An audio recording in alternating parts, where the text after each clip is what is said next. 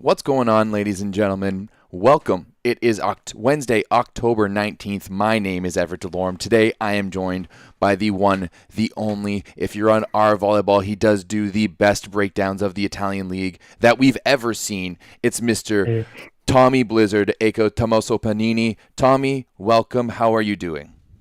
thank you very much. I'm very well. How are you, Everett? If you know about the state of Canadian volleyball right now, you'd know that I'm a little trepidatious and a little, I'm a little hurt today. But I'm excited to be talking to you. It's the one bright spot in my day because after this I got to go to work. But today we're going to be previewing the women's LegaVolley Femminile A1 in Italy. Rob did it with you for the men's. I'm doing it now with you for the women as we just wrapped up the Women's World Championships and the best league in the world, or maybe is it?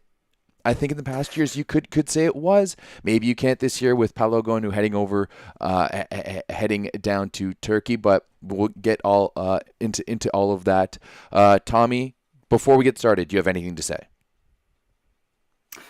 Well, I think it's a tough challenge. I mean, the race about which one is the best women's league in the world. Because yes, on one hand you said, yeah, of course, Paolo Gonu left, but for one superstar that left, two superstars came. So I think that it's not that answer is not that trivial.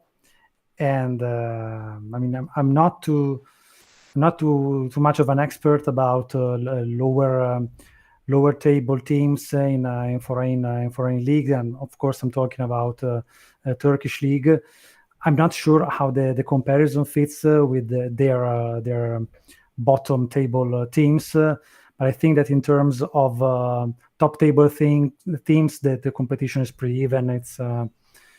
There's not a big gap. I mean, I don't know which one is the best, but the gap is not that big. All right, sounds good. Well, I think we're going to do this one just like you guys did the men's. We're going to start Yep. at the bottom and go Okay. through. And now, Tommy, you have been fantastic, and you made an entire transfer sheet that we have here that we're using. So we're going to start, as I said, on the bottom. Okay. And we're going to start with one of the two teams that are coming into LegaVolley Femminile this year. We're going to start with Maserata. Okay. So Macerata, if you are following the Italian Superlega, the men's championship, you probably know the place because LegaVolley used to play there, and it kind of still plays there because Civitanova Marche is on Macerata's province on the seaside. So it's an area that is pretty enthusiastic about volleyball. Also, lots of famous coaches come from that area, Lorenzetti, Mazzanti, lots of them. But if you're looking at the team, this their maiden Serie Uno season. They've never been there before, and honestly, I don't think they're gonna be there much. I mean, it's a big question mark. They kept some of the players that contributed to their promotion. Their new signings are a bit of a mystery. I mean, Nicole Milanova played in Scandici briefly last year when both setters were injured, and she didn't exactly thrill. And apart from that, there's Simon Abbott, who played in Piacenza 5 years ago and did some globetrotting in the meantime. But other than that, it's a big question mark. All these other players are relatively unknown, so we're going to have to see how they're going to play out. But I'm not too much optimistic about that. Fair enough. If there's one player that we should watch from this Macerata team, who should it be? I would go and say, how's her name? Alexandra Lipska.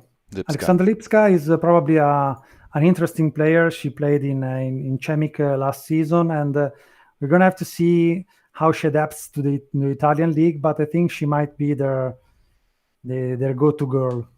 Fair enough. And for those who don't know, Chemic in Poland is typically the top team in Poland. So coming over from a pretty good league there. All right. So that is going to be Maserata. We're going to move forward quickly. There is 14. Is it 14 teams in? 14, yes. Yeah, 14 teams. So there's a little bit more on the women's side that we're going to have to get through. So we're going to continue on for Union Volley Pinerolo. Is that how you say it properly? Yeah, Pinerolo. Yes. Pinerolo is just outside Turin, and they're another team which they're going to be in their maiden Serie 1 season.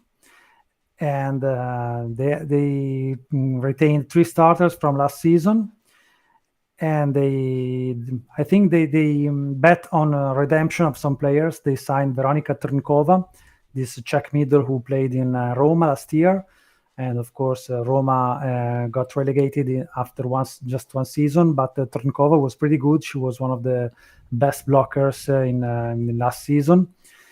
And the other player that is going to is trying to have a revenge season, let's call it that way, is going to be Adelina Guriano, a Romanian spiker. She had a pretty good season in Cuneo a couple of years ago. Then she was signed by Busto Arsizio, but she spent a lot of time on the bench, and she didn't really perform when she was called up. But she had very few space. So she's probably going to show that she belongs in the top league, and she's probably going to be the player to watch for. She has a powerful serve. She has a good offense. Not that much of a passer, but she's probably going to be their leading scorer. And whether or not Pinerolo will stay in Serie A will pass through her hands. Okay, now. Before we get too far into this, how many teams are going to be relegated from Serie A this year? Two. So both. I'm assuming that both of these teams are going to be kind of on that bubble to be relegated. Yeah, unless there's some kind of hidden gem that we ignored, I think they are the most plausible candidate for relegation. Okay. Fair enough. How far would you say is the gap from Pinerolo to, say Bergamo or Casamaggiore?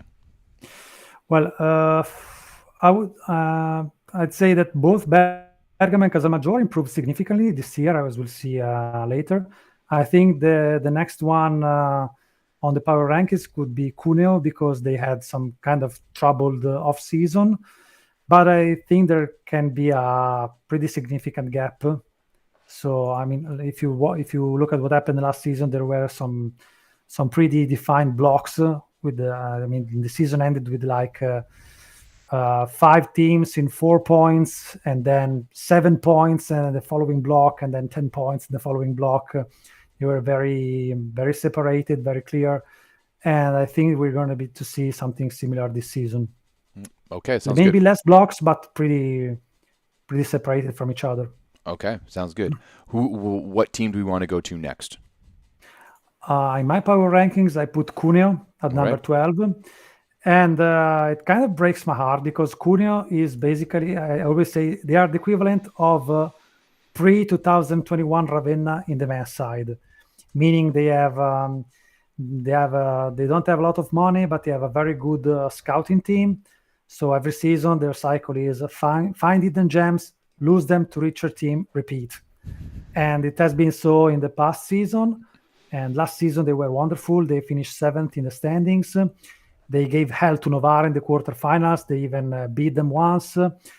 But they lost some very good players. And there's been 2 events that kind of ruined their off season. The first one was pretty strange. They lost their coach to Casalmaggiore, but then they signed the Luciano Pedulla, who is an historical volleyball coach in Italy. He has a lot of experience. But in the middle of the preseason, they fired him for unknown reasons, which, both sides say their decision was mutual, but they refuse to comment, which usually it means they know exactly what happened. They just don't want to share it with us. So they had to find another coach. And speaking of Ravenna, they hired Emanuele Zanini, who coached Ravenna in the last part of the men's side, Ravenna, in the last part of last season. So, of course, there's going to be the challenge of a coach having to coach a team that has not been built by him. So there's going to be some adjustments. And there's also another problem, as Lucille Giquel, the French opposite, who was great last season, had to undergo meniscus surgery, so she's going to be out for a while. And since she was supposed to be their leading scorer, it's going to be a hard time for Cuneo. Okay, well, doesn't look things good for Cuneo. They do have a few other foreigners there, Kuznetsova, and then you got Danielle Barton-Drews from the United States, and Anna Hall as well there for Cuneo. But without their leading scorer, it might struggle a little bit. Interesting how a lot of clubs are just like releasing coaches right now, unexpectedly early. Sorry, I'm just a little bitter. No, it is. Oh, I get the reference now. Yeah, I'm sorry, guys. No, but you talk about Sofia Kuznetsova, which is a very young Russian spiker who was a bit impressive last year. She often came off the bench. She was like a pinch server for most time, but she started some games. She has a very nasty serve, and she has very much room to improve. She may have her chances. It all depends of how Greta Shakmari, I don't know how to pronounce Hungarian, sorry, will play this season, which is supposed to be the other starting outside hitter. And there's also going to be Lara Caravello, which was Conegliano's former backup libero, but which played very few times as a libero. She often went in as a pinch server because she had this nasty floater. And this time she will have the chance to play starter for the first time in a long time as a libero. So it's going to be interesting to see how she fares. Okay, great. Who's the one player to watch? You think Kuznetsova is the player to watch this year for Cuneo without Giquel? Yeah, probably. I think she's not probably going to start, but I'm pretty confident that she will find her playing time, and I'm really confident about her abilities and her potential. I think she's going to be a very interesting player. Danielle Barton-Drews. All right, played for Chemic, played at Utah, played Athletes Unlimited. Not a player I'm super familiar with, so it'll be interesting to see who starts between the three of them. It seems like they've got a decent trio of outside hitters between Kuznetsova, Barton-Drews, and Sazmari. I don't know how to pronounce that. Anyone who's Hungarian? Is that Hungarian? Anyone who's Hungarian in the chat or knows Hungarian, let us know how to pronounce that. All right. Moving on from Cuneo, who's the next one in your power rankings? I picked Perugia. All right, Perugia. Which, if you follow men's volleyball, it's nothing like men's Perugia. They are two different clubs, and they are the two very different targets for the season.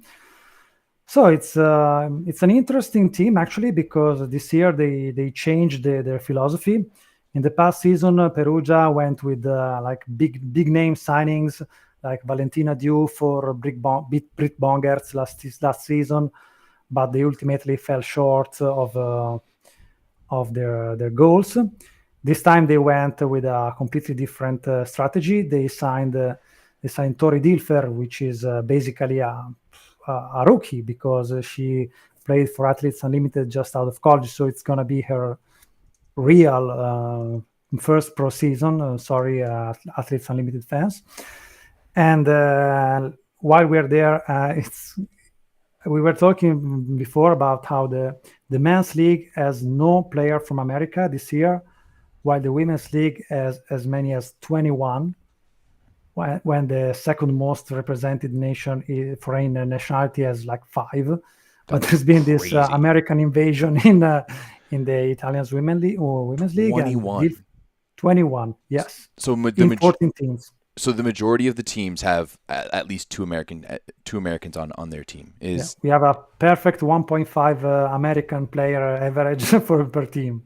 Wow, that's insane. For those who are American and who aren't aware of Tori Dilfer, it is the daughter of American football coach Trent Dilfer. So just something to note there. Where do we think Perugia is going to fit in there? I see that they've brought in a lot of players, mostly from outside of Serie A. Right, we're seeing some from Athletes Unlimited, we're seeing some from Switzerland, from Slovenia, from Poland, and from Germany as well. How do we think that's going to fit in the Serie A? Well, it's always a bit of a rough start for most of those players because, of course, Serie A tend to be very competitive. There are some very good teams, so especially in teams like Perugia, who is going probably to end up in the bottom half of the standings. So playing against teams like Conegliano, Scandici, or Novara, I mean, it's going to be some kind of baptism of fire.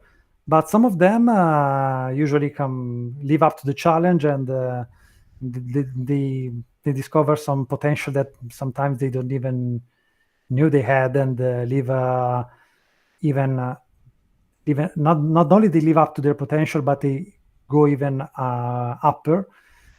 And but I kind of like this new approach by Perugia. They mix those new foreign players with some kind of young Italian prospects. For example, you have as a libero Martina Armini, who sat on Chieri's bench for all the past season, but she was actually a member of the under 20 national team who won the world championship last season, and she was named best libero of the competition. So she's one to watch for. Okay. And also watch out for Beatrice Gardini, who is not related to Andrea or Davide. I was gonna ask, is that part of that family tree? But I guess not. No. They just share the surname, but there's no relationship whatsoever. And last year she played in Sassuolo in Serie A2, and she was just 19, but I think she was the third best scorer of the second league, and by far the best scorer of her team. She was a member of the under 20 national team as well, even though she was not a starter. But she started in the under 18. Okay. And she's a very good, very powerful attacker, and she starts behind Anastasia Guerra and Alexandra Lazic in the depth chart. If you want to call it that way. But I'm sure she will get their opportunities. So if I have to tell you a name to watch for in Perugia, I would say her. Beatrice because Gardini. She's kind of an underdog name, but that girl surely has potential. Okay, great. Watch out for Beatrice Gardini playing for Perugia this year. Also, American fans, you can check out Victoria Dilfer and Stephanie Samity. All right. Who are we looking at next on the depth chart? That's been about 4 teams so far? Yeah, we have 4 teams. Now, cool. At number 10, I picked Bergamo. Bergamo, okay. Bergamo is another team who bet a lot on young talent. They brought in Giulia Gennari and Frosini from Conegliano, and Giorgia Frosini from Conegliano. Gennari was a Wolosh backup during all these years, but like with Caravello, she often came in as a pinch server.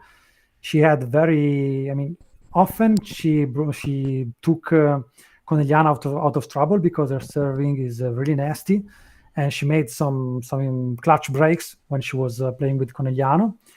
And now she'll have the chance to start, so we'll have to see a glimpse of her setting capabilities as well. Giorgia Frosini probably won't start, as the intended starter is Lorena, this opposite from Brazil, which I know nothing about, honestly. But Frosini was another starter in that under 20 national team who won the world championship last season.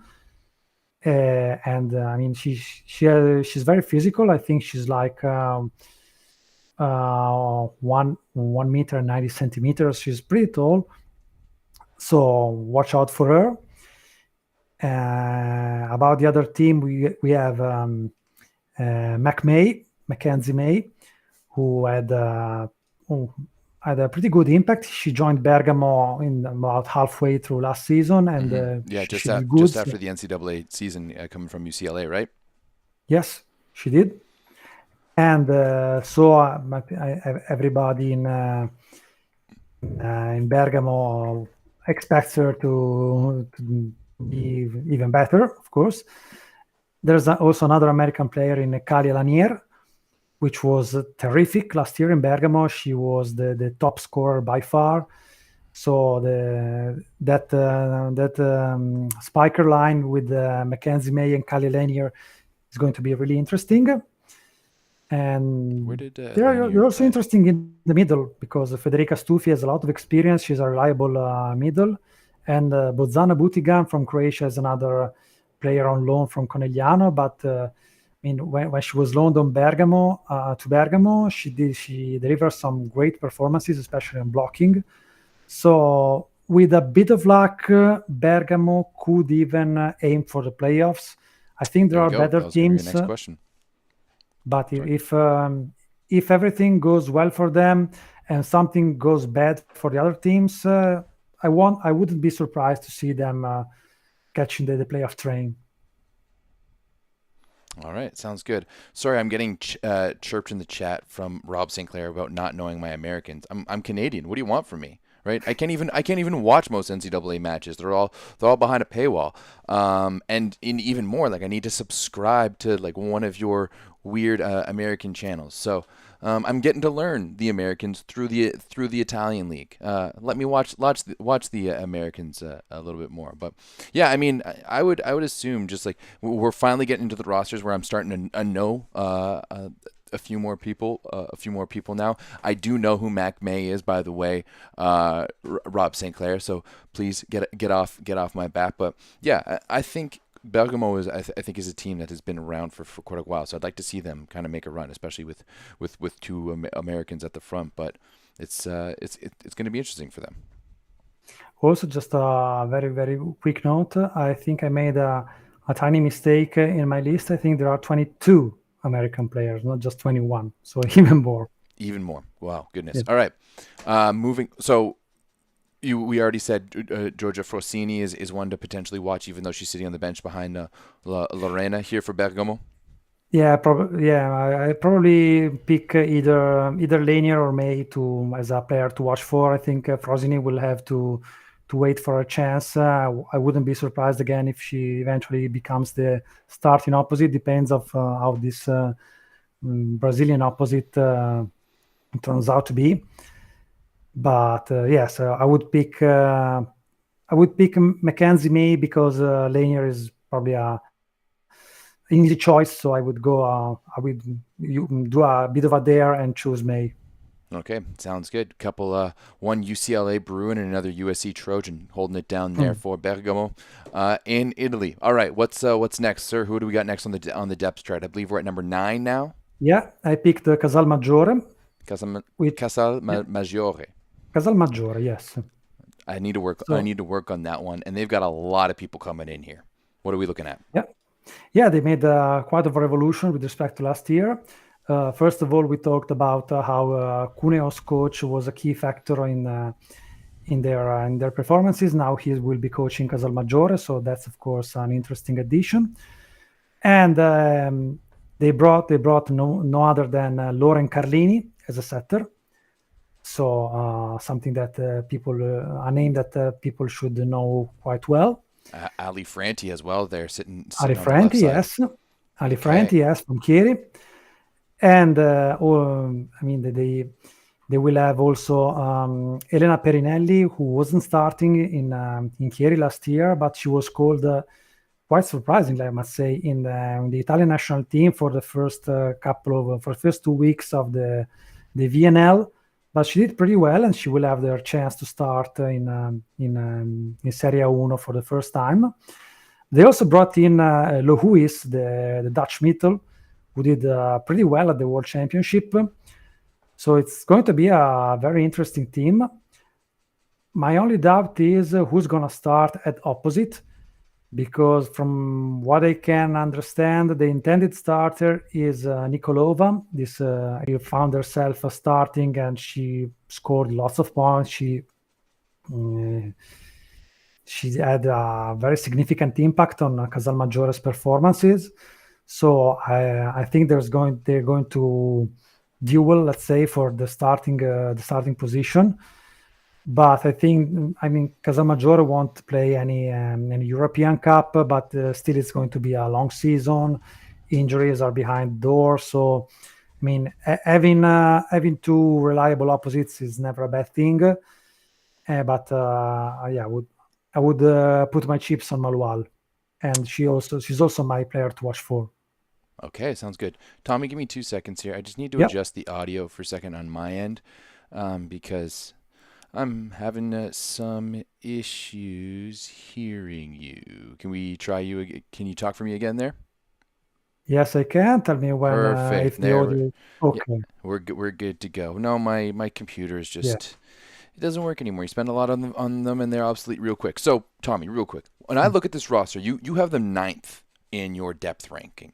When I look at Yeah. this roster though, like Carlini and like Carlini was setting one for one of the top teams in Turkey last year. Franti has had a terrific national team summer. You're telling me that Malawal is potentially one of the next big things as well too. I mean, we were looking at it just there as well. She did, it looks like right before the lockdown, she was spending some time at Texas and played a season over in Texas.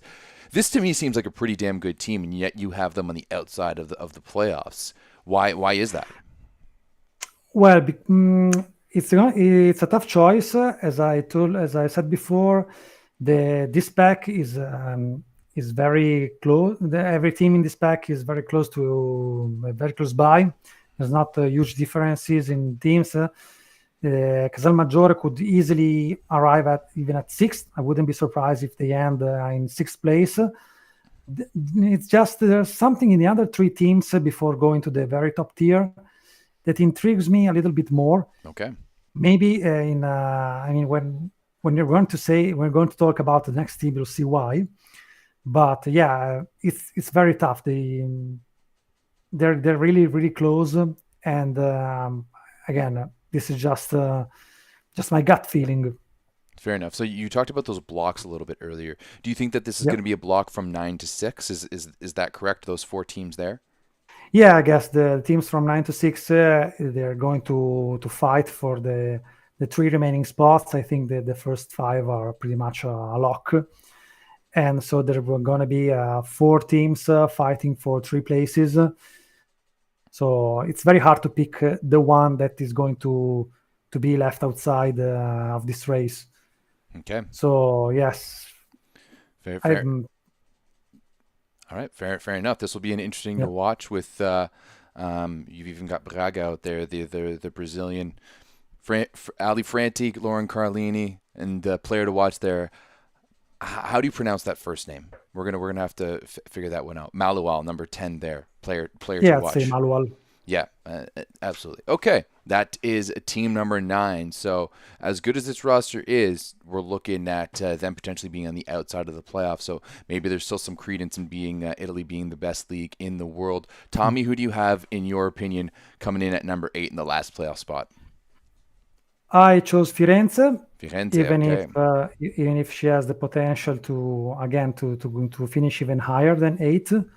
But I mean, if you look at their Okay. offensive, Yeah, absolutely. their offense, I mean, they kept Silvia Nuacalor, who has been constantly a top 3 scorer in the past years, and they added no other than Britt Herbots from Belgium, which for some reason that I still don't quite understand, rotted on Novara's bench for the best part of last season. Honestly, like Firenze must be looking at Britt Herbots, what she did at the VNL and what she did over the World Championships, and just be foaming at the mouth. They must be so hungry to have her on this roster. Yeah, I mean the ownership made quite an investment also because last year they built this brand new arena. So of course it's Firenze. It's one of the most famous team, one of the most famous city represented in Serie Uno. They don't want to look shallow in comparison to the other team of Firenze, which is Scandici. And they made some investment. Of course, they brought Herbots. They kept Nuacalor. They kept Van Gestel, who played a good World Championship, and she's a nice complement to Herbots. Mm-hmm.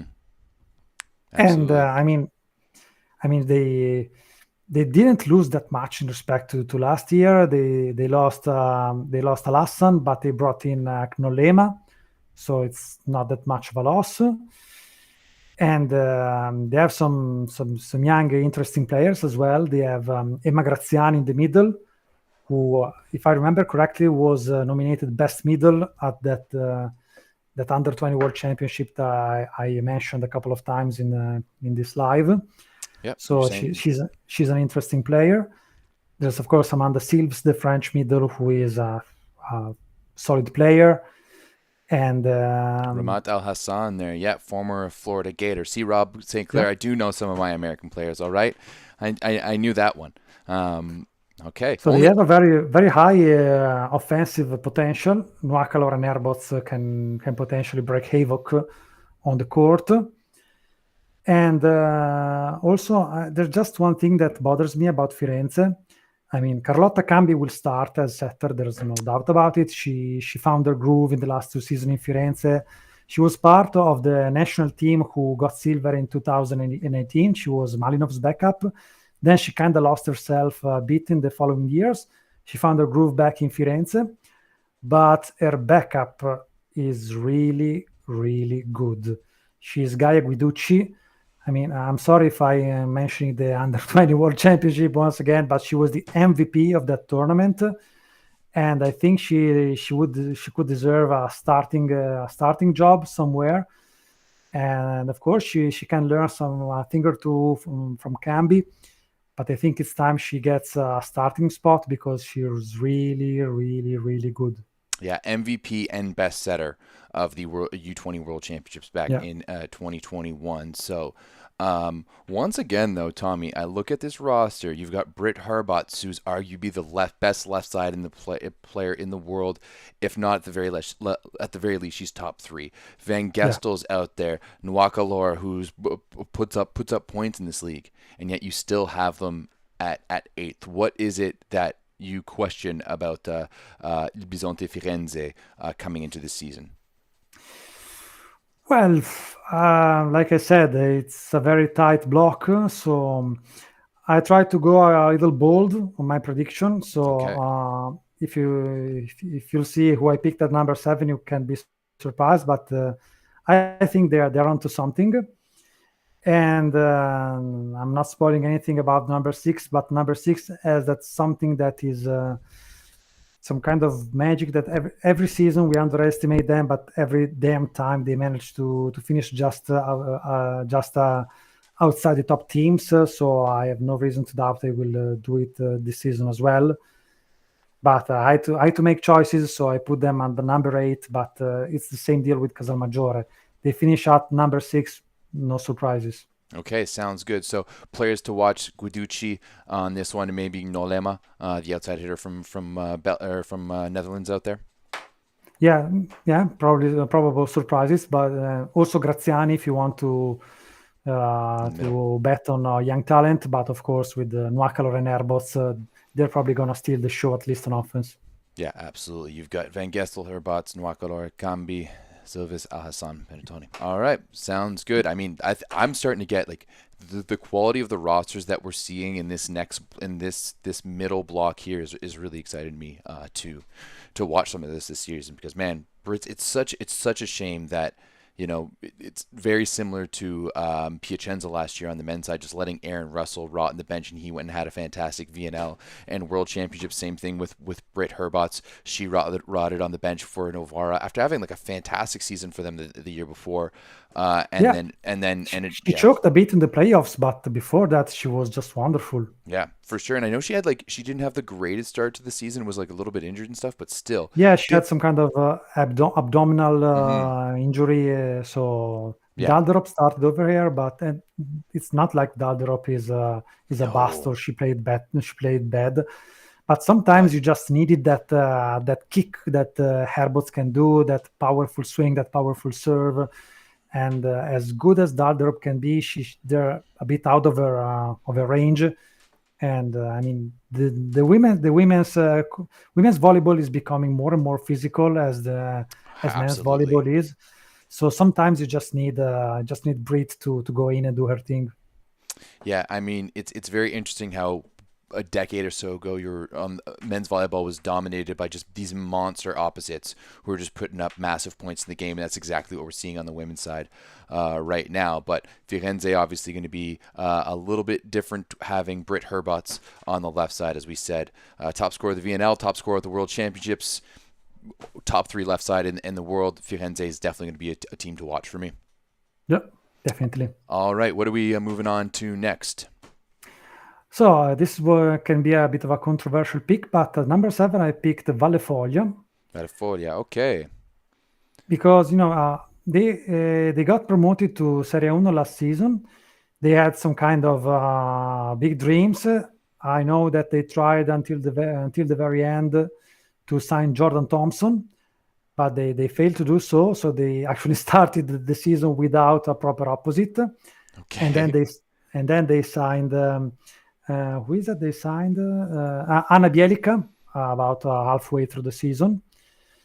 But so this time they managed to sign a high-profile American player. Only it was not Jordan Thompson, but it was Mika Hancock.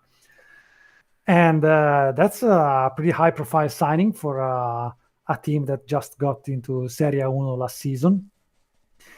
And of course, it's a bit of I wouldn't say trouble, but delicate period for Hancock. She lost the spot on the national team. Sometimes in her two seasons in Novara, she often, I wouldn't say often, but often in clutch games, let's put it like that, she kind of underperformed. Her sets were a bit off. She was fantastic, of course, from the line of service, as she often is. But I don't think I'm saying anything controversial when I say that Novara's management and Novara's fans expected a bit more from her. So I mean, that's kind of always been the hit on Hancock. I remember speaking to her doing back in the old OG Volleyball Source podcast, speaking to Steve Aird, who was the assistant coach at Penn State at the time. You know, I remember him telling me that Micah Hancock does a lot of things well, but setting isn't necessarily one of them. I'm really interested to see how she does without that pillar of Haley Washington there, because her and Washington have known each other for so long. They played together at Novara. They played together at Penn State.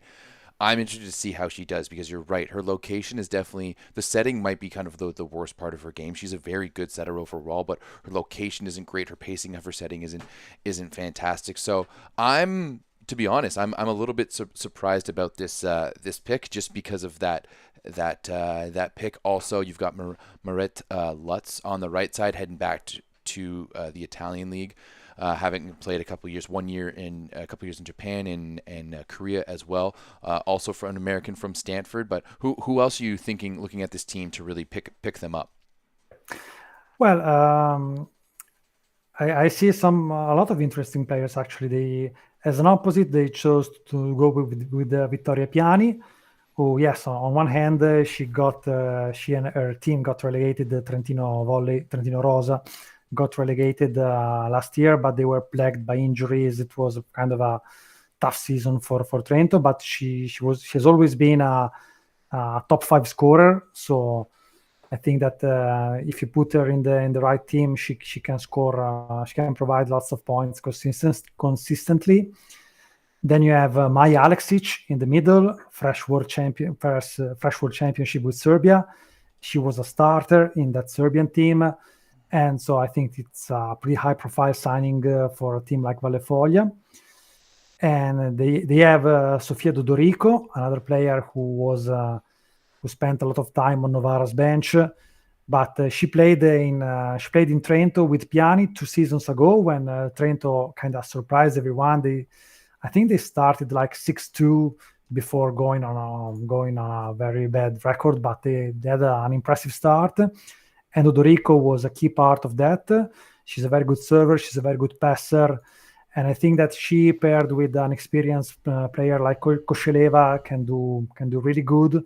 They might not be a scoring machine like Firenze, but I think they're solid. I think they may be a bit more solid on the passing side. So I don't know. They just intrigue me. And especially that Hancock move, I am really curious to see how Hancock does in a team that will put less pressure on her. That she will basically have the keys to the team. So I'm very curious to see how she will fare on that team, because she found herself in a pretty similar situation when she played in Monza, and she actually did well. I mean, Novara signed her because she did well in Monza. So I'm very curious to see this team. And again, what did this team as different from the others is that if they finish 7th, as I put them in my power rankings, I of course wouldn't be surprised. If they finish 6th, I would be kind of surprised. But if they finish but if they finish below 7th, I won't be very surprised. I still think they have something intriguing. And come on, you have to have at least one controversial pick on your power rankings. Otherwise, what's the fun? Yeah. Okay. Sounds good. I mean, I think I may disagree with you on the seventh ranking. Just looking at the rosters, obviously we haven't seen them together. I would almost put this as my 9th team, but you're the expert here, so we're gonna go with Varafoglia at team number 7. Player to watch here. Not a very young roster, eh? Like Piani is one of the youngest players. I guess you do have the libero Barbero, but Barbero. Well, she's going to be a backup to Siresi. Yeah. But Alexic, I think she's pretty young. How old is her? How old is she? I think 97, so she's getting like 25 now. 25, okay, normal. Dodorico, I think she's 23 or something. And so they're average. They're not old. They're not excessively young. Yeah, Dorico's 25 as well too. So yeah, interesting roster here for Valfolia. Let's see if it works out for them. Okay, moving on. Who do you have at number 6? You said I was going to be surprised who you had at number 6. Who do we have at number 6? I put Chieri because on one side it's statistics. Chieri finished 6th, I think, in the last 2 or 3 seasons. People often look at Chieri's roster and they underestimate it. They often put it maybe at the very margin of the playoff area, but they consistently deliver. They have a very good core of Italian players like Francesca Bosio, Alessia Mazzaro, Francesca Villani, and she's not Italian, but Kaia Grobelna is another hardcore member of the team. She's been playing them for quite some time. And they kept Elena Cazot. How do you pronounce her surname? The French spiker. Cazot. I'm not Cazot. Cazot. Yeah. I mean, she was really, really good last season. She was part of the reason why Chieri ended up in 6th place. So I mean, they retained their core of players, and they added some depth. They signed Breon Butler, which is going to be yet another American player on the roster. They kept Camila Weitzel. Yeah, German names I can do. Yeah, okay, thank you, because I can't. So she's a young and promising player. She did good when she was called up last season. So I think they're a very solid team. Maybe they're not be as they're not going to be as fireworky, if I can say that, as Firenze or potentially even Casalmaggiore, but they're going to deliver it. They're going to deliver it at the end of the day. They're a very solid team with a very solid core. I mean, I have faith in them. All right, sounds good. Olivia Ranzanski of Poland just had a fantastic World Championships. Her as well. For the Poles, so yeah, they're quite deep. Who do you have? Let's go back to your sheet. Really, you don't even have. You would go Cazot and Villani on the left side. You wouldn't even go with Rozanski. Yes, but because I think that the way the way Chieri plays, I think Villani is a key part of it, because she's kind of the tipping point of the team. She's the one that gives balance to the team. Okay. So I think she will be the intended starter, But Chieri just won the Webza Cup, so they're going to play in Challenge Cup last season. So since they're going to play on two fronts, they're going to rotate, of course. Rozanski will have chances. Also, I'm pretty sure that the Italian quota won't be a problem for Chieri. So if Rozanski starts over Villani, I won't be surprised. They're both good players, and they'll have their chances. And the games can be long, games can be different. So there's going to be a game in which Villani is the better fit, other times which Rozanski is better. So it's going to be a long season. Everyone will get their chances. Yeah, lots of potential touches here, but you're not wrong. A very, very good outside core amongst the left sides and right sides on this team. Ilaria Spirito as a libero. Any relation to Luca Spirito? Yep, they're cousins. Okay, nice. All in the family there, up in Italy, up in Italian Italian volleyball. Anything else to say about Chieri? Any potential breakout players here?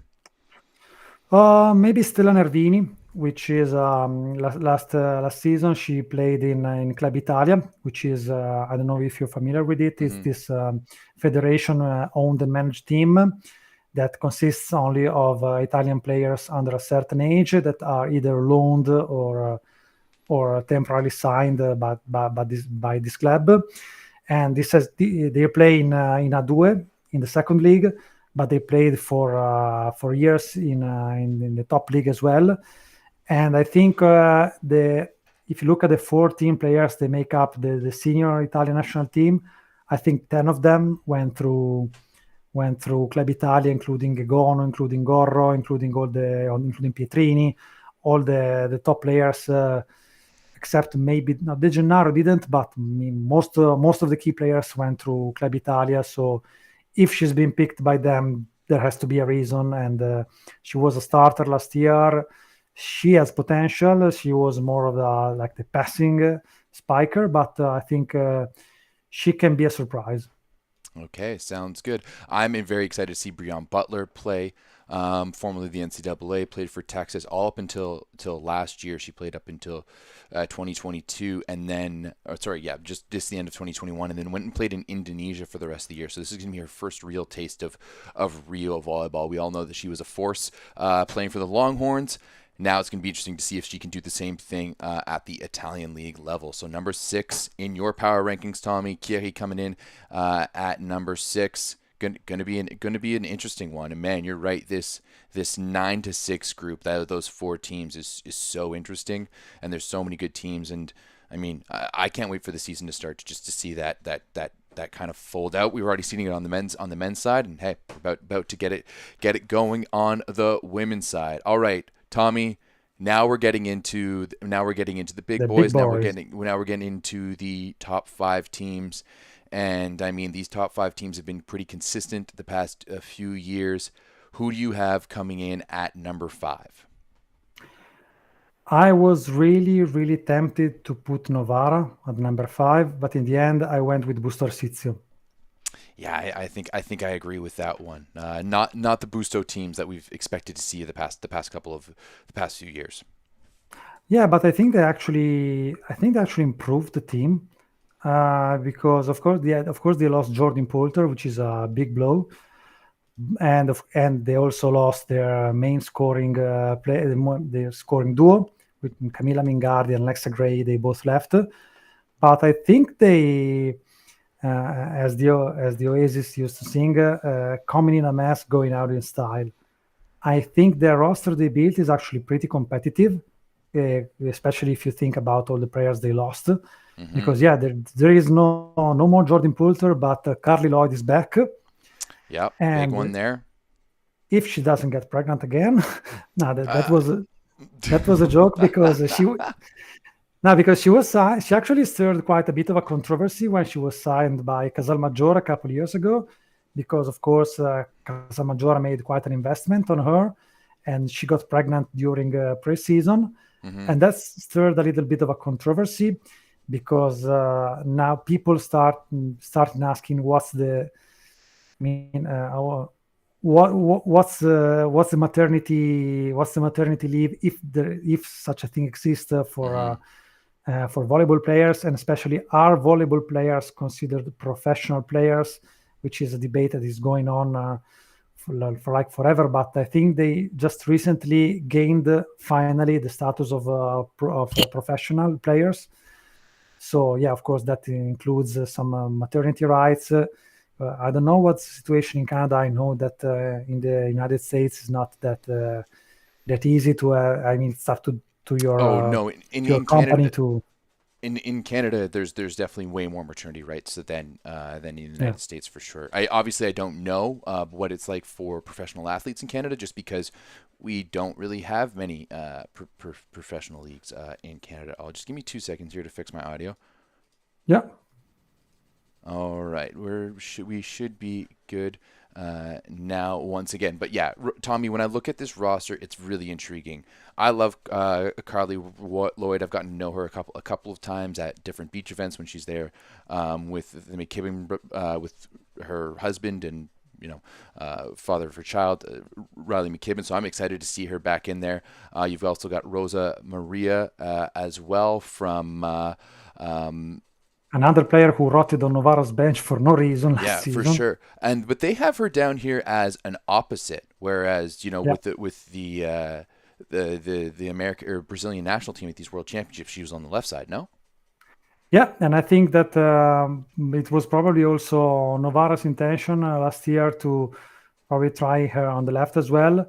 But I mean, it's going to be her fourth season in Italy, and she played opposite in all 4 seasons. So Okay. I mean, they clearly signed her to play on the right. I mean, also she just got to Busto Arsizio today, and she was presented to the press conference to present her, and she said, "Yeah, I can play on the left, but I prefer to play on the right. They signed me to play on the right, so that's basically the plan."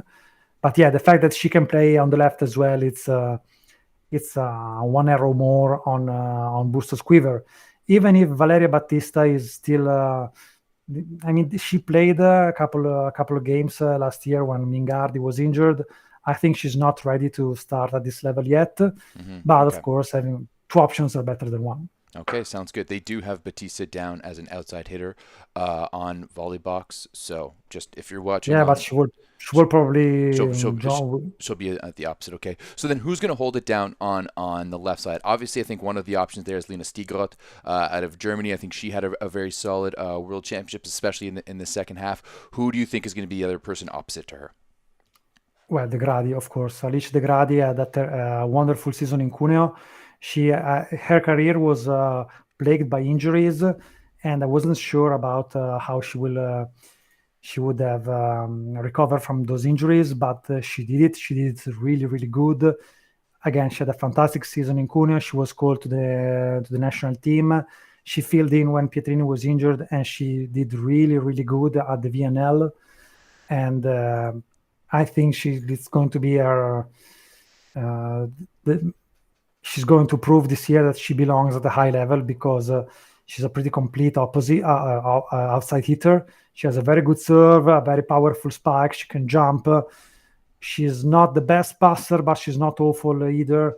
I think she's a very good outside hitter, and I think she's like 25, 26. She's still relatively young, so she still have room to improve. I have no doubts about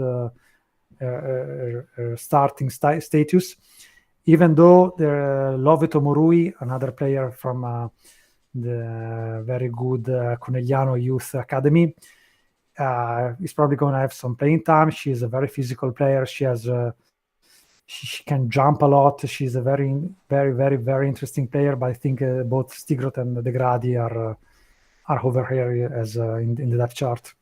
All right, sounds good. Stigrot De Gradi looking to hold down the left side. You know what, Tommy?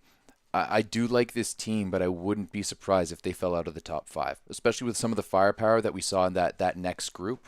I just don't know if they have the firepower. I believe that that Carly Lloyd is a fantastic setter. I think that's the one thing that this team has above maybe all the other teams below them. But firepower wise, like we'll have to see. I don't know. I don't know how confident I am in Busto this year. I mean, I'm pretty confident because Rosa Maria has been has been a consistent top 5 scorer when she played both in Perugia and in Casalmaggiore, when she actually had the chance to play, so not in Novara. So she can bring points. I'm pretty confident in the Gradi's qualities to be the second leading scorer. And a player that we didn't mention, and I think it's worth mentioning, is Katrina Dakshawi, the Cyprus, the middle from Cyprus, which had a beast season in Cuneo 2 years ago. She best blocker, averaged, I think, best blocker of the first line. Yeah, lineup. she had like more than 1 block per game, something really impressive. Then she went to Monza and she kind of lost herself. Also because she had some kind of quite a bit of a competition, and she kind of lost her place. But I have a lot of faith in her. I think she will start without any doubts. I mean, Olivotto is going to be the other start. Both Colombo and Lualdi are way back in the depth chart, so she's going to have a guaranteed spot on the roster. And I think that with this degree of, let's say, calmness, I think she can go back to the player she was in Cuneo. All right, sounds good. So that's it. We've got Busto Arcisio coming in your power rankings at number 5. We'll see if they can hold that. That's where they finished last year.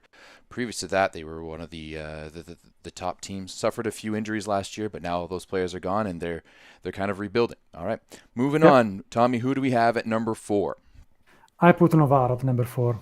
Novara at number 4. All right, let's check out Novara, and that is interesting. All right, let's jump into it. Why do we have Novara at number 4?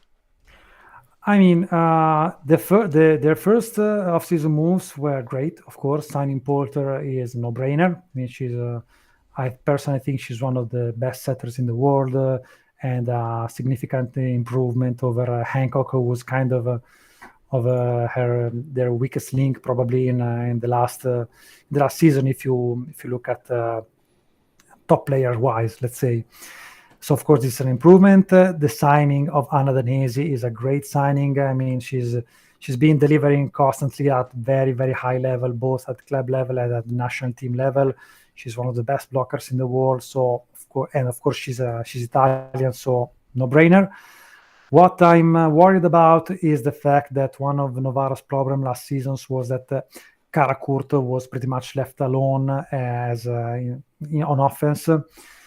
And I mean, Bosetti is not going to be that much of a powerful offensive spiker. She's more like a receiving defending spiker, an OH2 basically.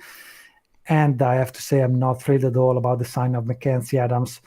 I was really thrilled when I heard that Novara was pursuing Alexa Gray, because I think it was the perfect complement for Novara.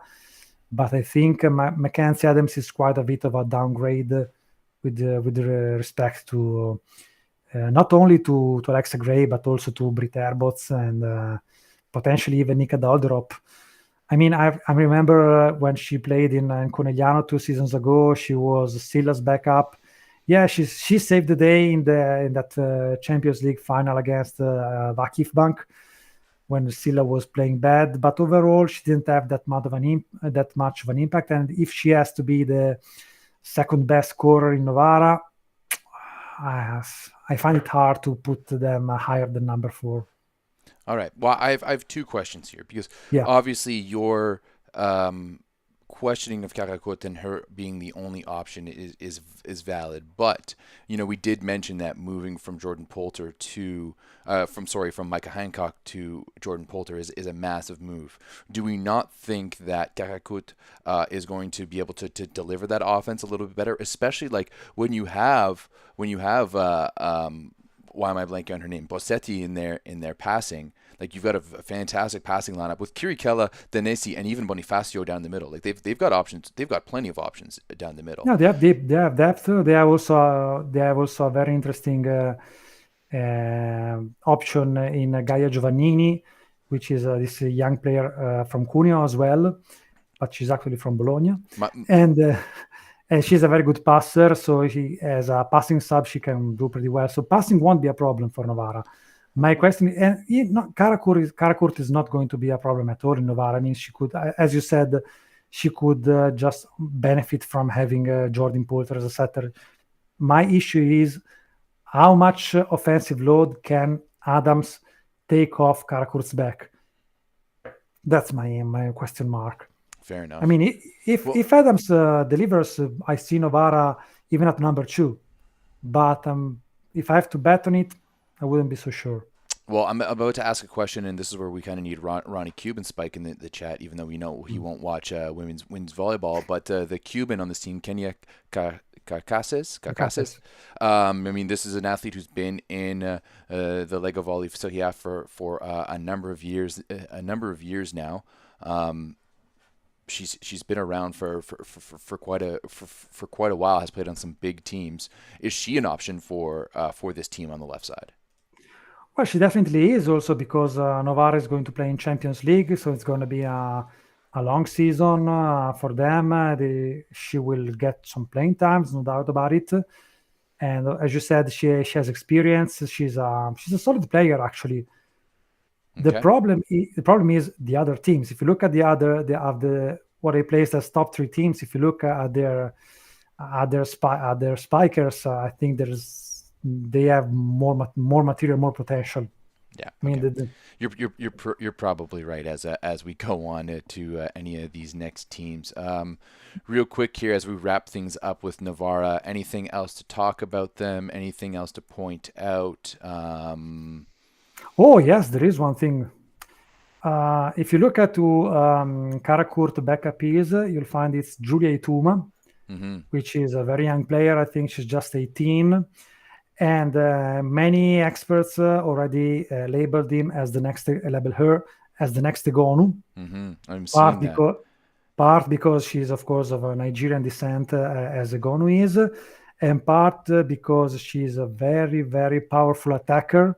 She can play both on the left and the right, but she's probably going to move on the right because her passing needs some work. But she has a very powerful swinger, both on spiking and on serving. She has a very interesting physique that can only get better. So, of course, it's very, very early to call her the next Egonu because, of course, it's Egonu we're talking about. And Egonu is only like 22 years old and she's still here. So, yeah. I think she's going to be 24 this season, but I mean, she's still young. Yeah. And, of course, Ituma is even younger, but, I mean, there's just one Egonu in the world, so let's go easy on calling somebody the next Egonu, but watch out for her because she surely has a tremendous potential. Yeah, absolutely. MVP of the 2022 U19 European Championships, and then best outside hitter and best scorer of the U18 2021 World Championships. So a lot of young talent coming up right now for Italy, and Giulia Ituma could be one of them. That was Tommy. That was your number 4 ranked team. Who do we have coming in at number 3? I made another bold choice and I put Novara. I put Monza on number 3. Oh, okay, interesting. Yeah, that is a bold choice. I would have gone Scandici. Let's go. Why do we have Monza at number 3? I mean, if you look at the roster, I think they have the. In terms of depth, there is no roster like Monza's. Monza's a tremendous amount of depth, but my point is, you only get 6 players on the court at the time, and how do you assemble those 6 players can be quite tricky. I mean, they signed Jordan Thompson. Of course, we all know who Jordan Thompson he is, a great opposite, but what's the point of signing Jordan Thompson when you already have Magdalena Stigot? I mean, if your idea is moving her to the left, you're going to have a spiker line with Stigot and Silla, to, let's say, below average passers. And you have Beatrice Parrocchiale, who I absolutely love for other reasons, but she lost her spot in the national team. So there's a reason if she lost the spot to Eleonora Fersino. She didn't have the best season of her career last season. Her passing and her defense seemed quite off. So, I mean, you have to pass at a certain point of the game, and I don't really see that trio delivering a lot of good passes. And we also saw at the World Championship what happens when Orro has to run up and down the court chasing the ball. Her efficiency decreases dramatically. So I'm worried about that. Other than that, they have a fantastic roster with a lot of depth, and so of course they are still a Scudetto candidate, but I'm not quite sure how they are planning to fit them all in. Yeah, you're not wrong. It's just so much quality here on this Monza roster. But you're right. How do you fit that in? I mean, you've already got Davis Skiba and and Sila on the left side. Why do you need to bring in Jordan Thompson with Stesiak? You tried to play Stesiak on the left side last year when you had Smarzek as well, and it didn't work out, right? Yeah. So yeah, you're right. It does seem like of embarrassment of riches, and even down the middle, like you have Foley, Retke came in, did a fantastic job, but then you bring in Jovana Stevanovic as well, who was one of the MVPs of the World Championships for Serbia. So there's just so much quality. But my question is who's going to pass the ball? You know, Yeah. where's the ball control gonna come from? But then also like you're very very limited in what you're able to do based off of how many foreigners you have on this team, as opposed to Italians. Like as I look at it right now, Foley has to always be on, Silla has to always be on, and Oro I guess is otherwise. It's only three for the women's league, No, right? they actually have four because if you think, I mean, Four, yeah, if you're planning to start both Silla and Foley, you then have Orro and Parrocchiale. No, the Italian quota is not going to be a problem yeah. for Okay, yeah, Monza. you're right. It's just But yeah, I wouldn't be surprised if to see, for example, Beatrice Negretti, the second string libero, to actually be enter the game with the spiker jersey and to have like a back row turn, subbing I know Stijak or Silla or the one who's going worst on passing. But that's just a temporary patch. You can't pretend to have fixed your passing problems by just using the backup libero as a back row sub. No, I agree. It's going to be interesting to see. Obviously, they're going to do well in Champions League in general because they're an Italian team, and most teams just don't stack up. But I don't know if we're going to see like Monza last year. There's some points where I thought that they could win it all, and Yeah. I don't necessarily see that from this roster this year. I think that like there's just too much on it. Like you either go with Jordan Thompson or Stesiak, right? And that Yeah, to me I agree. is the big one because you're going to have one of them rotting on your bench and one of them is going to be upset. And I'm sorry right now, if you're Magdalena Stesiak, I'm pissed that you've brought in Jordan Thompson. Like she's had Yeah. like Jordan Thompson wasn't, she wasn't really around to do that concussion right before the World Championships, but Stesiak is coming off a high right now. So maybe it is good, especially in the early on. You can go with Thompson, but especially coming into 2023 later in the season, those big Champions League matches, Stesiak's going to be on the going to want to be on the court. And I mean, I know some people might disagree with this, but I would pick her over Jordan Thompson right now on the opposite for sure. Yeah, it depends on how Jordan comes back from her injury. I mean, I know she had to forfeit the World Championship because she had a concussion. I mean, a concussion, of course, is not that big of deal as I don't know, some ACL torn or something. So I have no doubts she will come back as before. But yeah, it's gonna be a tough choice also because they are two different kind of players, and yeah, I wouldn't be in Coach Gaspari's shoes right now. Yeah, I mean, it might be good down the stretch with a lot of different choices, especially once you come out with injuries. But man, a lot of stuff going on there for Monza. But at the same time, a lot of talent. I'm just worried about that left side core because I Yeah. mean we didn't even talk about Edna Begic of Montenegro, but I don't know if there's much to say I think there. she's from Or Bosnia, Bosnia, sorry, probably. Bosnia and Herzegovina. You're right, but I'm assuming that she's just kind of a plug and play player coming in from Dinamo Moscow last season. She's a good passer, and I mean, at least they have one.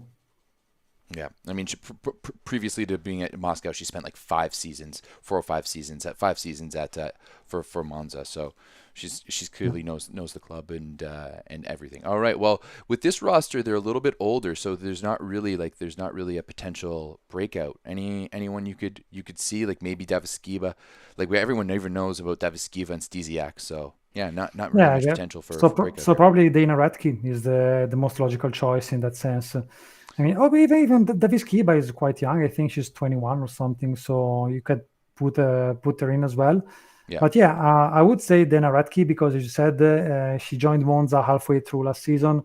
She had a tremendous impact at the beginning. Then she kind of cooled down. People started figuring her out, so her efficiency decreased significantly. But she's still a potentially incredible player. She is like 2 meters and 2 centimeters, something like that. So yeah, she's big. she's really big. And I think probably Monza is going to be the only team who has two players over 2 meters.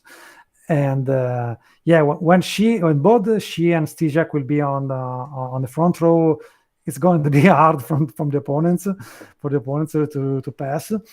But I think she has a tremendous potential. I think that she will only benefit to train every day with experienced players like Stevanovic and Uh, Foley.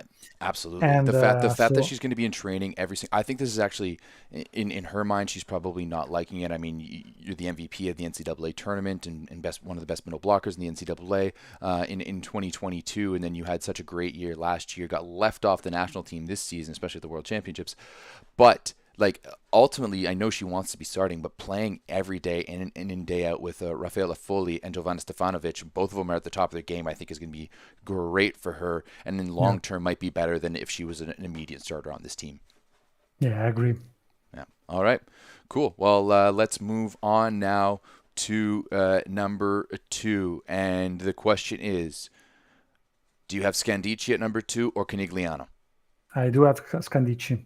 You have Skandichi at number 2. So let's go find Skandichi here at number 2. And they were absolutely massive in this offseason, bringing in a number of big names: Haley Washington, Camila Mingardi, and Zhu Ting from Yep. China. Wow, what a roster here for Skandichi. Let's jump into it.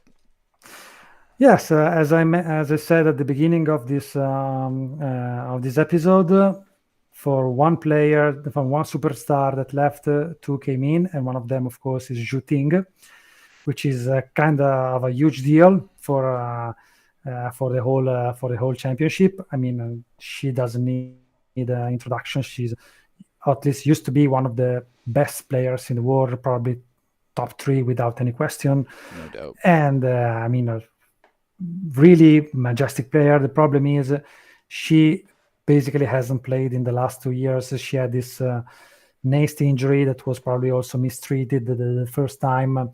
So nobody is 100% sure that she will go back being pre-injury Zhu. But of course, if she does, it's going to be a lot of trouble for all the other teams because, as we said, she is one of the few players that can be a total game changer. And I think she's probably, if it's very difficult to find reliable numbers about player salaries in volleyball, but from what I heard, she's going to earn 1.2 million euros, making her by far the highest wage in Italy. I mean, Egonu last season earned like 400K or something like that, so she's gonna earn three times as well. Wow. And but the Savino Del Bene Scandici Logistics is not short on cash. I think in 2001 they had sort of like 3 billion euros revenue, so they have cash, and they decided to splash them this year on the team. Wow. Because of course it's not just Zhu. No. They signed Camila Mingardi, who is let's talk about the opposites here for a second, because I think yeah, this might be the most interesting opposite duo in the league and possibly the world. definitely. Camila Mingardi, let's start with that. Like, she's the stalwart. She is like the perfect number 2 to Egonu. I didn't like her much at first when she started playing at Busto, but I love her now. She's a pit bull. She's a little bit smaller, but she's going to score you points. She's a regular 20-plus point scorer. She's been one of the top scorers in the league. She's led Busto for the past number of years, but she's a little bit shorter, only at 186, and she's a little bit volatile sometimes too. She's not the type of player to make, limit her errors, let's say. But opposite to her, Ekaterina Antropova, to me, is one of the most interesting prospects coming up in volleyball right now. Definitely. Even more so because you see that Russian flag beside her name there, and that's a little bit disputed because she is Russian by birth, but has essentially grown up in Italy and played in Italy for a number of years now. And while Russia does claim her, she's never played for Russia, and she wants to be Italian, but she is someone who is very, very interesting, and is another one of those potential stars to watch. Look at that, she's 2003, so she's 19 years old right now. That pairing for me, Tommy, could be very, very interesting because you've got the long, athletic build and young build of Antropova, and then the other side you've got the absolute bulldog in Camila Mingardi, who we know can put up a lot of points. So for me, that right side pairing for Skandichi on the opposite is really interesting. Definitely. You pretty much said it all. There is this legal controversy between the Italian and Russian Federation about who's going to have her. Mm-hmm. But as you said, she said multiple times, I feel Russian as a person because I grew up there, but I feel Italian as a player because my game started here and developed here. But there is this whole mess with the FIVB. There's a legal cause going on. But aside from that, she showed last season that she is potentially a crack. She is also huge physically. I think she's even taller than Ratke. She's 2,203 centimeters, something like that. 202 it says here in Volleyball, yeah. Yeah, it's it's still over 2 meters, so she's really big. And this sometimes can lead to downsides as well, because we saw it with Stijak. If the games go long, like 5 setters or something, those big body of yours will get tired pretty easily. But she doesn't. She's a tall body, but she's not a big body. Like from what I remember, that she's pretty slender and she moves pretty well. So I don't know if she has necessarily the same. That's true. I saw her, let's say, choke a couple of times in 5 setter, but maybe it's because, as you said, she's really young. So it's normal that if you are that young, you find yourself starting opposite of a big ambitions team like Scandici, and you find yourself playing in a tie break against, Conegliano or Monza or another big dog. It's normal to feel the pressure and choke. Sometimes it's all part of the experience. So yeah, maybe you could be right. It could be just some pressure of some youth problem, let's say. But yeah, and also let's not forget that Mingardi can play on the left as well. In the preseason games, she played often on the left, and of course she's not much of a passer. But having the two of them together can be quite a scoring machine. As for Monza, the question is who's going to pass, of course, because. Do we have that question? Because let's jump into left sides right now. Yana Sherban won the best receiver last year in the Serie A, right? So right there you have the passing. Then at libero you have Brenda Castillo, who for me is still one of the best liberos in the world, and she 100% showed that with her performance for the Dominican Republic this year. Yeah, that's true. My question is, who's gonna like between Zhu Ting, Elena Pietrini, and then Yana Sherban, who do you play in there on the left side, right? Because Sherban is going to be able to hold it down. We all know how good Pietrini is, and then Zhu Ting, top 100, as you see there on the screen from Volleyball, speaks to itself. And Castillo is another one of the best liberos maybe that we've ever seen. So I'm a little confused to why you wonder how they're going to pass the ball. Yeah, I was wondering because I was thinking about. A lineup with Shu, Pietrini, and Mingardi on the wings.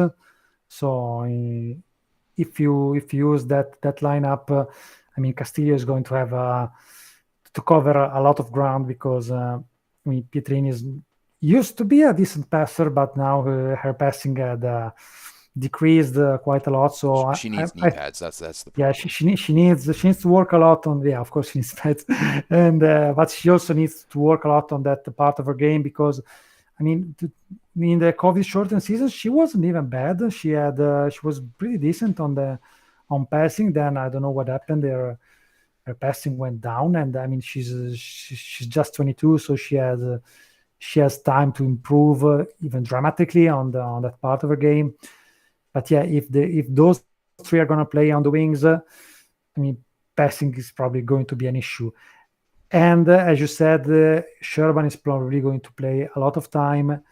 And I kind of have the feeling that Barbolini has some, I wouldn't say issues, but he's pretty severe with Pietrini. So I'm a bit afraid that she's going to be benched more than she wants to this year, if she doesn't improve her passing, that is. Because with Zhu, Mingardi, and Tropova, you have enough firepower. What you're going to want is to have some better passing, and in this sense, if they can comply with the Italian's quota, I fear she's going to see a lot more bench than she hopes for. Yeah, absolutely. I think so too. But it does provide Skandichi with a lot of options there, right? Yeah. Like if you're playing a team that maybe doesn't necessarily serve the cover off the ball, then maybe you can go offensively more with Pietrini. Whereas if there's another team that's going to serve really tough and going to put you in trouble from the baseline, you can go with Sherban. But you're right. I think it is going to be very interesting. It's going to be very interesting for me to see Zhu Ting play at this level, because it's been a while since we've seen her, right? And she's been playing like this past year, like recently she's been playing back home in China. Played a little bit for Vakufbank for a couple of years there, but mostly other than that, she's played for China. So this is only your second time out. Hasn't been playing for the national team. She's a little bit older, but she's going to be coming in a little bit fresher. Going to be interesting to see how Skandichi does here. And as we wrap things up with Skandichi, doesn't really seem like there's any. No, definitely the player to watch is Ekaterina Tropova. I think that is definitely. That is 100%. Also, Pietrini a 2000. She's only 22. Yep. Wow. Yep. Okay. I thought she was way older than that. Wow. Okay. Damn. No, she's a 2000. Yeah. I remember when she played for the national team at the 2018 World Championship, she became the first millennial to walk the court for a national team. So yeah, I remember she's a 2000 pretty well. She wasn't even the youngest player on the team, as Sarah Farr was born in 2001. Yeah. So yes. Also, one last thing about Skandichi, their middles are no pushover yet. Yeah, that's I was actually going to bring that up too, because bringing in Haley Washington, I think is fantastic. I rate her as one of the top middles in the game, especially after this is World Championships. I love her emotional presence on the court. But we think Yvonne Bellion out of the Netherlands is going to be opposite to her. Yeah, probably. If they don't have to comply with the Italian quota, I think that's going to be the middle line. I'm very curious about Washington because she's one of those she's another one of those players who maybe didn't deliver as much as Novara wanted in the previous season. She had a couple of off games, but she had a wonderful World Championship. I think she's very eager to show that she belongs to a high level club. So I think she will give it all this season, and I think Skandichi is going to love her. But even if one of those two has to be sacrificed to comply with the Italian quota, you have Sara Alberti, which is maybe not as good, but she's a very, very reliable blocker, and she can do her job. She can be a nuisance from the serving line. So I think their backup is reliable as well. For sure. And then a little bit of about Ophelia Malinov, who's going to be leading this team. She's been leading this team since 2018. Has been with this team since 2018. Can Malinov get the job done? Is she the second setter for Italy? Yeah, she is. But behind Oro? Yeah, okay. And yeah, I'm sorry we don't have much time because I would have lots of things to say about that that setter competition, let's call it that way. But okay, let's stick to Scandici. Well, of course, in Scandici she won't have the competition of Orro. The second string setter is just here to be her backup, so she's the undisputed starter. She needs. I think she's a very talented player. She has a very good technique. She's pretty tall, so she can block more than the average setter. She has an interesting serve. She's consistently one of the best scorers among the setters in the National League. She likes to dump. She likes to have those second touch spikes. She likes to have a very creative type of game, but I think she is a bit of an emotional player. I think she needs to feel that the team trusts her, that the coach trusts her. If she can find that trust back, I think she can be the key. Skandici has a couple of question marks. Like as we saw, is Zhu gonna be Zhu again and stuff? But I think lots of the very important part will pass through Malinov's hands, not only because she's the setter, but also because she will be in a pretty tough spot. I mean, right now she's not the starter in the Italian team. Mazzanti didn't show a lot of trust in her in the last World Championship. Olympics are just 2 years away, so she needs to bring the A game, but she also needs to have a better control of her emotions over the course of a game. Yeah, best setter at the 2018 World Championships, and then we didn't even see her at all for this one. Real quick, let's get into it. Do you think she should be the starter? Do you think there should be a bit more of a competition between her and Oro for the Italian women's starter? Yeah, more than that. I think Oro, for what we saw in the last 2 seasons, Oro deserves to be the starter, no question about it. Okay. Oro is probably also probably show has a better touch than Malinov. She may be less creative, maybe less. I also sometimes I compare Malinov to Bruno Resende because she likes to be a bit more creative. She likes to have those second touch tacks or dumps. Oro is a bit more scholastic, let's say, but she has a very great technique and stuff. What I'm saying is, we won the European Championship last year because in the final, Oro had went to a bit of a slump. Malinov went in, and she was able to bring Italy back on track. If you look at the semi-final World Championship, Italy against Brazil, Oro wasn't playing that good. Mazzanti didn't have the balls to put Malinov in. I think he should have, and I think he should be if you listen at his timeouts, he was often saying, "Be more brave, girls. Be more brave." But he should have been more brave as well and have more faith in Malinov. I don't think she has a lot of faith in Malinov. Sometimes he put her in as a front row, so because she's taller, then she misses one set and immediately goes back to the bench. I think she needs to feel more faith. Yeah, absolutely. I mean, hey, 6 blocks for Ana Carolina in that semifinal for Brazil over Italy. 6. I think she went for... No, sorry. In the fourth set. Just in the fourth set, okay. I apologize. Yeah, no, 10 blocks for Ana Carolina in the final. A lot of those on Paolo Gonu. You're absolutely right. Maybe should have gone to Malinov there. You know what? That'll be interesting. But yeah, this Skandichi team is very complete. It is a full team. I think you have a lot less controversy than you do on the Monza team. You're right. After we've talked about it, I think you're right putting these guys here. Of course, I shouldn't have doubted it. Also, this team might as well pencil them in as the CEV Cup winners from this season because they'll be playing in that competition and hands down have one of the best rosters. I mean, they have a roster that potentially win the Champions League. Okay, maybe not with some of those Turkish rosters, but still. Yeah, all right. Skandici, Savino del Bene Skandici, your ranking number 2. Yeah. Going to be a fun team to watch. Now, Tommy, this just leaves one team to talk about, and that's the team that everyone has watched over the past few years, but this is going to be a extremely different Imoko Conegliano. Obviously, no more Paolo Gonu, but they did bring in 2 players specifically, Isabel Hack to play on the right side, and then Alexa Gray on the left side to add a little bit more even scoring there for Canigliano. So why don't you take us through it? Yeah, there goes the second new superstar of Serie A, even if she's not entirely new. She played for Scandici a couple years ago before going to being essentially traded for Lonke Zloci's for Vakiv Bank. So it's a comeback. It's a comeback for a sort of a comeback for her. And I mean, if you're losing Egonu, it's going to be hard for everyone, no doubt about it. But if you're going to lose Egonu, bringing back Hack.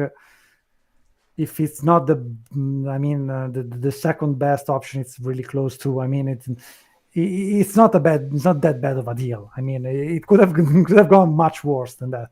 So I think Bella Oak is one of the top opposites in the world. So she's going to deliver maybe not as much as Egonu, but probably this Conegliano doesn't need that much from her opposite this time. I mean, it's as you said, it's a different roster. I think they made a very good bargain on the middles because Foley, of course, she's a very good middle, but she's very also injury prone. She missed a lot of games in the past years. They already have Sarah Farr, which is a very hot prospect, but she's another injury-prone player. She had maybe too hasty of a recovery last year when she injured in the European Championship, and she will miss the beginning of the season as well.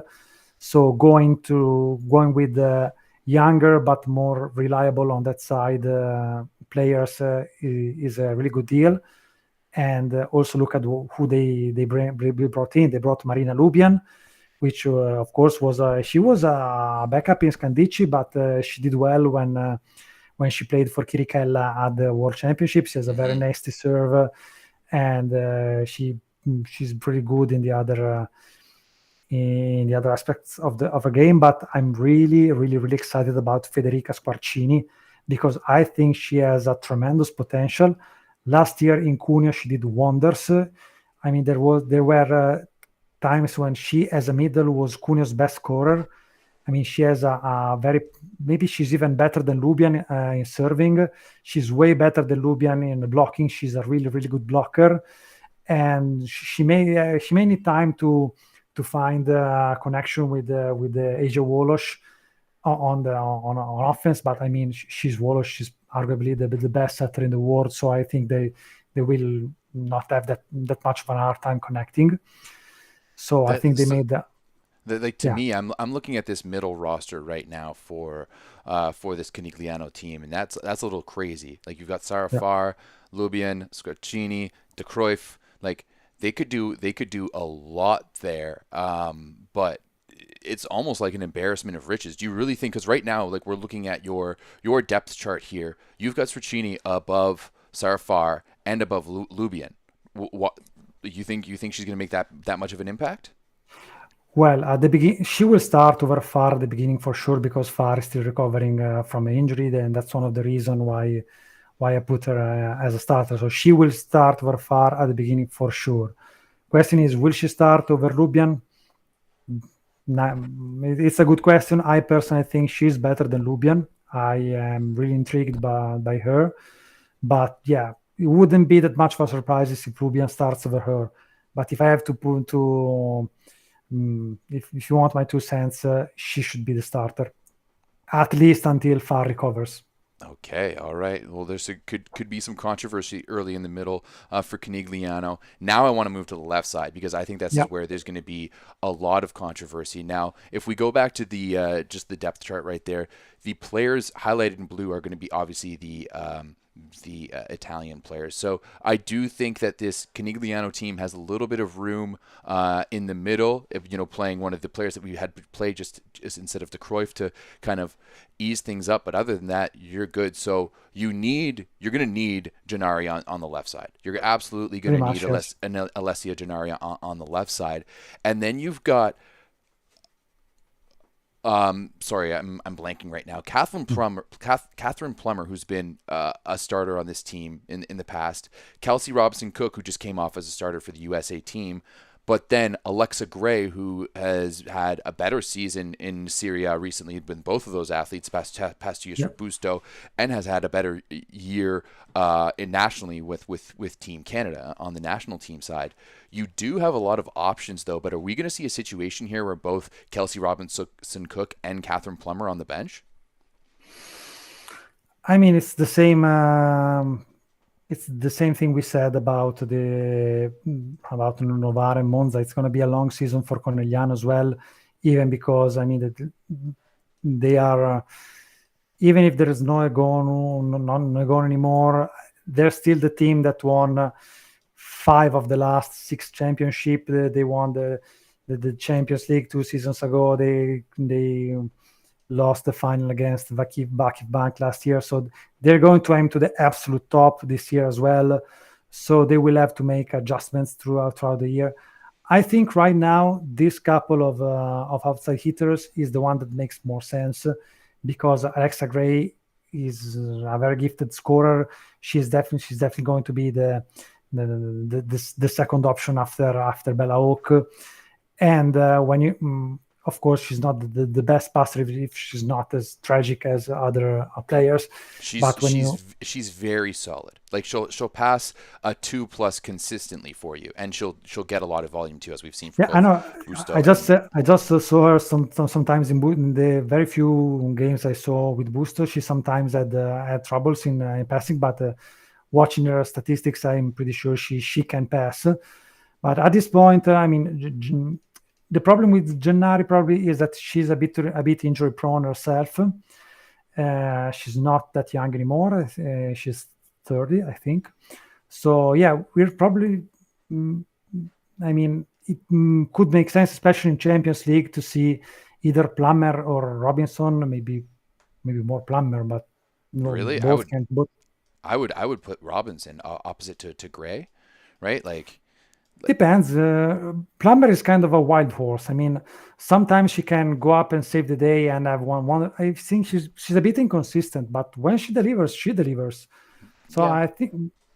So well, I mean, it's good for Conegliano to have those kind of problems, but yeah, in Champions League they will probably go with 2 foreign spikers because they don't have the Italian quota to be met. But even in Serie A, I mean, I don't see it as a big deal to sometimes bench the Cruyff and send in, go with the double Italian middle. I mean, they have the talent to do it, and go with the Gray and either Robinson or Plummer. So I think they have abundancy problems, if they can be called problems. And that's one of the reasons why I put them on number 1. I think they have the best roster in terms of both depth and balance. Yeah, absolutely. There's no doubt about that for me, for sure. Whether or not they're going to be able to compete at the Champions League level, mainly with Vakif Bank, as we look over at that loaded Vakif Bank roster with Gabi and Agonu and Jaco Bogu and Gunesh. Yeah. Yeah, it just goes on and on. But this Conegliano team is still going to be very, very good, especially for Serie A. Voloj, still the best setter in the world. It's going to be interesting to see what she does with it. Like it'll be that the offense will be a little bit different. Hawk doesn't take the same amount of load that Agonu does, but Gray is going to be able to take way more of a load than Sila or Plummer or anyone else has in the past. I mean, Gray is a 400+ scorer from the past 2 seasons in LegaVolley, so she's going to go out there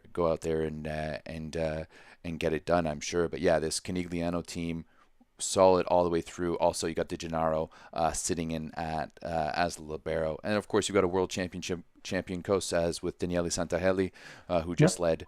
Who I picked Serbia women to be my most impressive team of the summer, and I think Santaheli had a massive part of that, leading that team without Boskovic to a bronze at the VNL, and then leading to the gold undefeated at the World Championships. I think Santarelli was a massive part of that, and he's shown that he can win, and I think he can continue to do it with this team. Yeah, definitely agree. Santarelli proved once again to be a great coach. I mean, I wanted to have an Italy versus Serbia final, not just because I'm Italian, but because it would have been funny to see Mazzanti versus Santarelli, because Santarelli started as Mazzanti's assistant in I think they did it in Conegliano, and so it would be a sort of like a master versus apprentice challenge. But I think we can all agree that the apprentice overtook the master. Right now, I think he's arguably, well, maybe not the best coach in the world, but top 3 for sure. I mean, you put Guidetti. I mean, at club level, there are very few coaches that can compete with those 2 guys.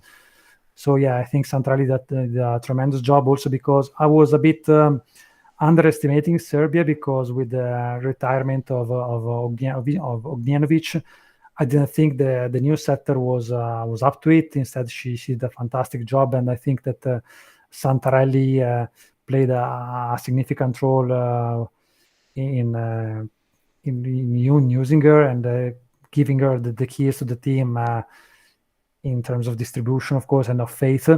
And of course, he brought back Jovana Stevanovic. With she had a beef with Terzic, so she was left out of the Serbian team for so long. He said, "Who cares about team? Now I am the coach. Come back." She was very happy to come back, and we saw what she did at the World Championship. And I think she's very underrated middle. I think she belongs to the top tier. Okay, Stevanovic, absolutely, 100%, without a doubt in my books, especially the way that she played in that final. But I mean, yeah, I think for Santarelli, that the team is going to be able to get everyone on this team on the same page, right? Because especially for this Canigliano team, you've had so many of the same faces and personnel for so long, and now it's going to be a little bit different. And I think it's really going to be up to Santarelli and Voloj to get everyone to get together on for this one. Yeah, also because without Egonu, I mean, of course, we said that the Hack is a very good player, but I mean, without Egonu, you kind of have the feeling that everyone needs to do a little bit more, because if you want to stay at that level of competitiveness, I mean, the way that Egonu changes the game is unmatched, not even by Hack. 100%. So everyone has to take the little extra responsibility, especially on offense. And I think it would be key for Santarelli to manage that, and also to have a new balance in the locker room, because not only Gonu left, also Silla and Foli, which were 2 senior players in the team, left. So it's going to be a new locker room to rebuild, and I think Santarelli is the guy to do it, because he can be firm, but he knows how to trust his players. He has the right level of, let's say, bread and stick to give the players, and he has also a very much in control of what happens. And so I think Conegliano is going to be number 1 this year as well. Going to lose a couple more games with respect to last season, but I think they're still the favorite. Yeah, maybe not in Champions League, but in Serie A, yes. Yeah, absolutely. I mean, hey, even in Champions League, they're probably still going to be up there amongst the best teams in the world. Well, Tommy. Yeah, of course.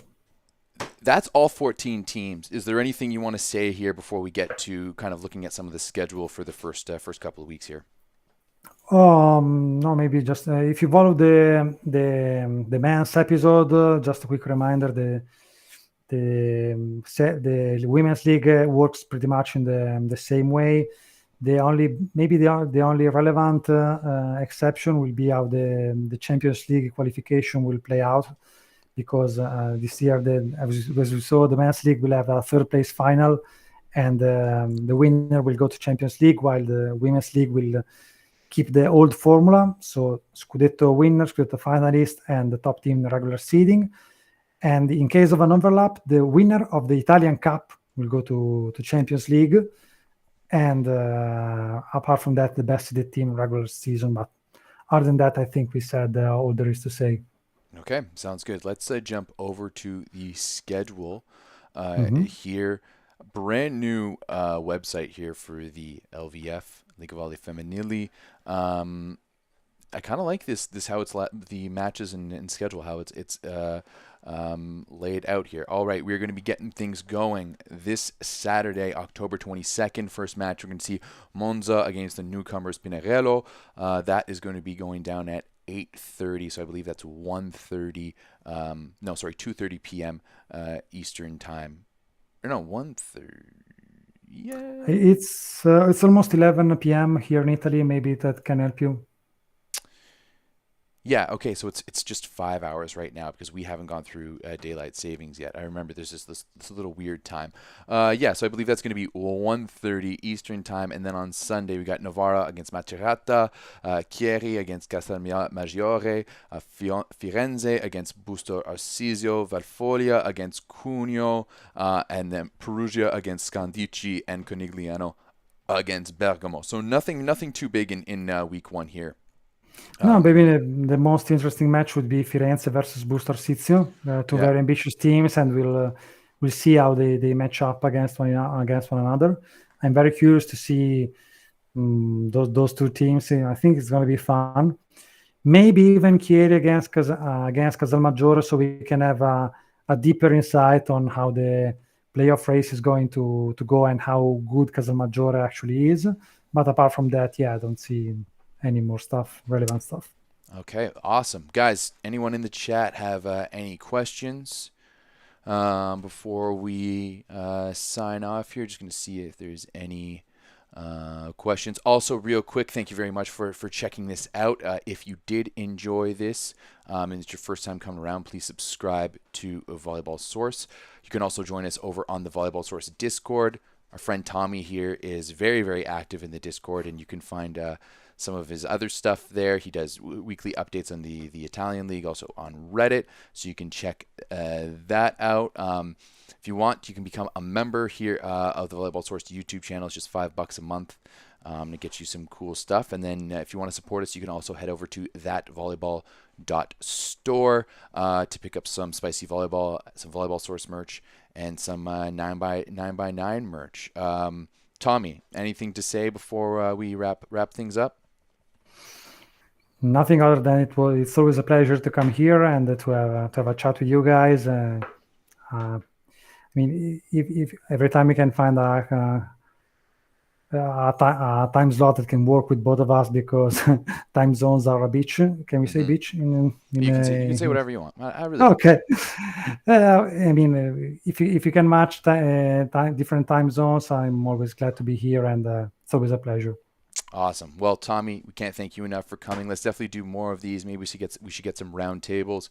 Maybe we get Monty in it and some other people, and definitely just to have some chats. For those wanting to watch, we also have LegaVolley matches that are going to start.